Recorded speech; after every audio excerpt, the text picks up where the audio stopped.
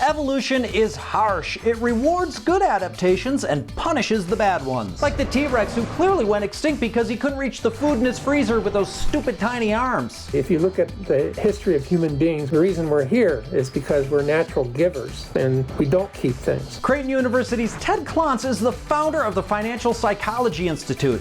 He says our instinct to give things away is what makes our primal brain so lousy at saving money. Our hereditary wiring is actually not very efficient in today's world. But there are ways to hack the old brainstem. Even as ancient as the programming is, there are ways that we can take how our brain works and do patches to have us do the right thing in today's world. That's right, we're running down ways to trick your brain into saving money. For starters, name your savings accounts. The more personal we can make the goal, the more likely we are to achieve it. So choose names that are meaningful for you. Like the vacation home in South Dakota, or our trip to Antigua, or Tom's diploma. Then actively imagine those goals being met. Visualize Tom walking across the stage with his diploma. See, I keep visualizing Tom getting a job and paying for his own education.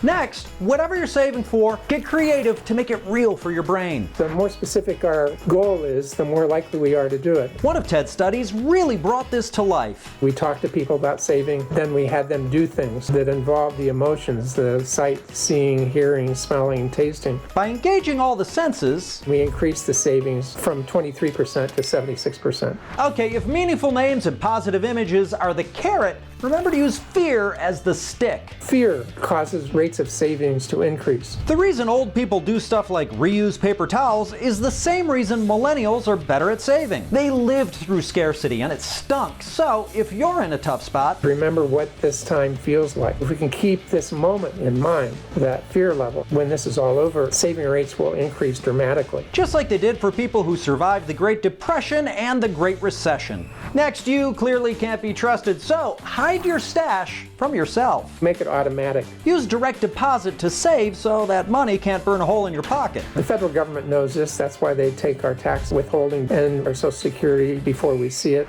Finally, we established that humans are social creatures, so harness positive peer pressure. In some cultures, they go against this ancient programming because everybody saves. It's the norm. And actually, they compete to see who saves enough. So peer pressure is an incredibly important factor in overcoming this tendency to distribute. Hey, if peer pressure was able to get you to try a cigarette in 6th grade, use it to save too. The idea of belonging and connection and doing what everybody else is doing is an important part of our genetic heritage. The psychology of saving is at the top of the list.